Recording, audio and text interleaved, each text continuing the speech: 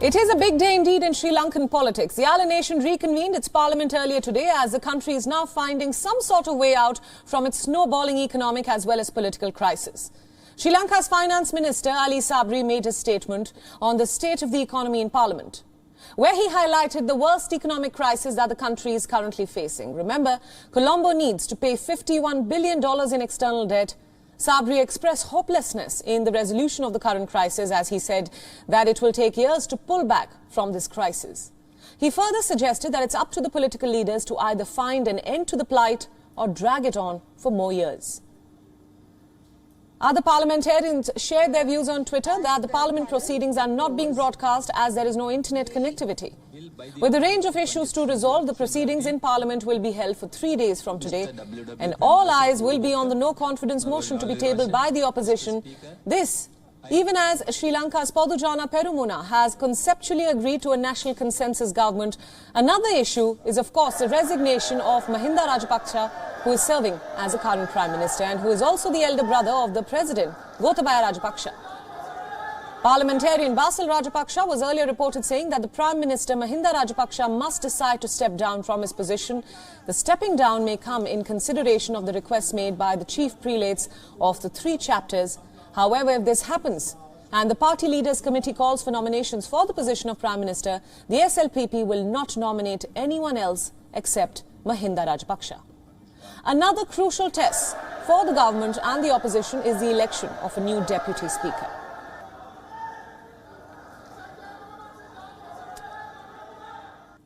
Now, for a better understanding of the Sri Lankan political crisis, we are now being joined by our correspondent Dasuni Athoda from Colombo. Dasuni, thanks for joining us on Beyond this hour. You, of course, have been tracking the economic crisis followed by the huge political crisis that is currently underway in Sri Lanka. Break it down for our viewers. What lies ahead? Will Mahinda Rajapaksa be forced to resign?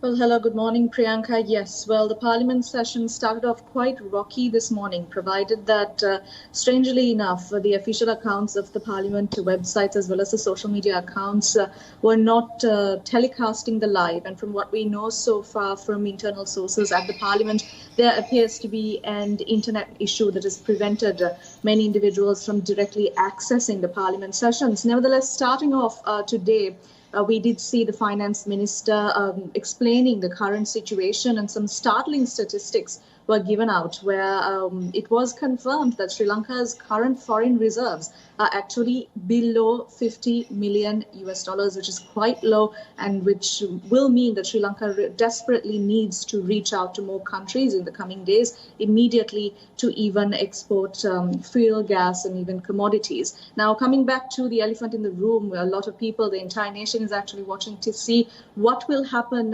regarding the resignation, or whether the Prime Minister will resign, in fact, or stay on, because various sources have been saying for the past few days, especially, that Prime Minister Mahinda Rajapaksa is set to give up his post as Prime Minister. But so far in Parliament, there seems to be no voice or inclination towards this, because Parliament sessions just started a minute ago. So it's a little too early to say as to what we can expect, Priyanka.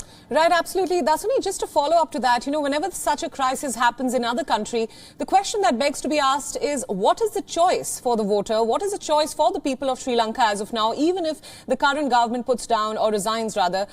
What choice is facing the people of Sri Lanka who have been battling economic woes? The fact that there is no internet connectivity for the parliament proceedings is such a big concern. Yes, absolutely, Priyanka. So, once again, going back to the speech of the finance minister highlighted that the Bar Association of Sri Lanka did put forward an excellent plan that contains an 18-point plan, rather, for how Sri Lanka can sort of navigate itself out of this current crisis. Because what started off as an economic crisis has now transpired into a worsening political crisis as well. And according to this plan, as per the finance minister, an interim government needs to be formed as soon as possible, with the possibility of an election as well. The election seems to be the only answer for the voter, where the voter can really exercise their franchise and show their stance. But as of right now, the people of Sri Lanka are relying on 225 elected representatives in Parliament to steer themselves out of this crisis. Right. Dasuni, thanks so much for summing that up for us. We'll of course be coming to you for more updates as this crisis unfolds further. Thanks for joining us on WION. WION World is One is now available in your country. Download the app now and get all the news updates on the move.